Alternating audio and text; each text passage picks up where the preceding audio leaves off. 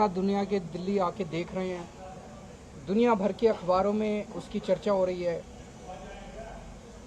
ये पूरे देश के लिए 130 करोड़ भारतवासियों के लिए गौरव की बात है, बहुत गर्व की बात है। सबका सीना चौड़ा हो जाता है जब देखते हैं कि न्यूयॉर्क टाइम्स के अंदर इतना शानदार आर्टिकल छपा, इस फलाने अखबार में इतना शानदार आर्टिकल छपा।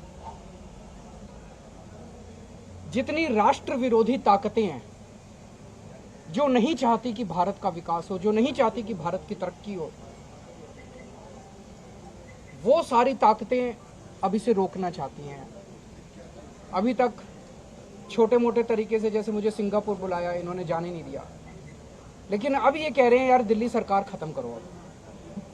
ऐसी सारी राष्ट्र विरोधी ताकतें इकट्ठी हो गई हैं हमारे खिलाफ, दिल्ली की आम आदमी पार्टी की सरकार के खिलाफ। दिल्ली की आज जो सरकार है, इतिहास की सबसे लोकप्रिय सरकार है, जिस वास्ट मेजॉरिटी से हम आए हैं, उस सरकार को गिराने के लिए अब सारी राष्ट्र विरोधी ताकतें इकट्ठी हो गई और वो दिल्ली की सरकार को गिराने का षड्यंत्र कर रही हैं। लेकिन हमारे एमएलए, हमारे मंत्री सब एकजुट हैं, कोई नहीं बिखरा, कोई नहीं टूट रहा, क्योंकि किसी ने कोई गलत काम नहीं किया, किसी को पैसे की हवस नहीं है। तो ये बड़ी अच्छी बात है। दिल्ली के लोगों को मैं कहना चाहता हूँ कि आपने जिन लोगों को वोट दिया है, एक एक हीरा है, कोई नहीं टूटेगा। सरकार काम करती रहेगी, अच्छा काम करती रहेगी। ये झूठे केस एक के बाद एक झूठे केस करेंगे, चिंता मत करो। मुझे कहा जा रहा है कि शायद गुजरात चुनाव तक ये सिलसिला जारी रहेगा। जब तक भी जारी रहेगा, हम मजबूत हैं, डटे हुए हैं।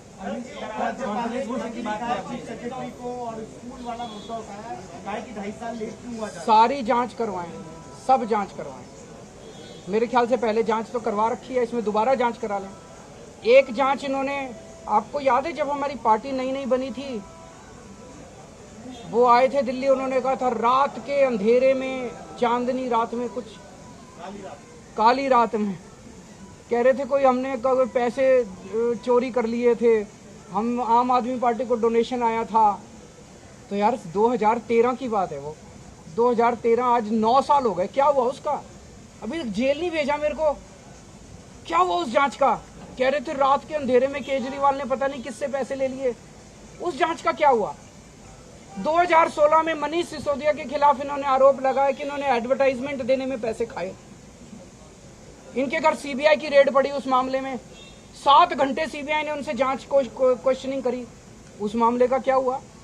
फिर इनके ऊपर एक और मामला करा कि वो कोई स्कूलों के ऊपर घोटाला कर दिया मनीष सिसोदिया ने, उसकी भी जांच कर ली। और जांच कर लें, सारी जांच कर लें, जितनी तुम्हारी जांच एजेंसी है। ये शोभा नहीं देता। सुबह से शाम तक सवेरे उठते आप ये सोचते हो अब मैं इसको महाराष्ट्र की सरकार गिराऊं, अब मैं गोवा की सरकार गिराऊं, अब मैं मध्य प्रदेश की सरकार गिराऊं, अब मैं दिल्ली की सरकार गिराऊं। काम कब करोगे? देश की तरक्की कब करोगे?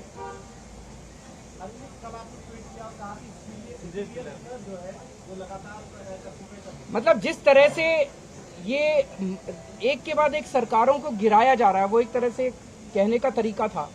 जिस तरह से सरकारों को गिराया जा रहा है, एक के बाद जनता सरकार चुनती है, किसी भी पार्टी की हो, पार्टी इंपॉर्टेंट नहीं है, जनता सरकार चुनती है। अगर आप जनता की चुनी हुई सरकार को गिराते हैं तो आप एक तरह से जनता के ऊपर हमला कर रहे हैं। जनता ये पसंद नहीं करती।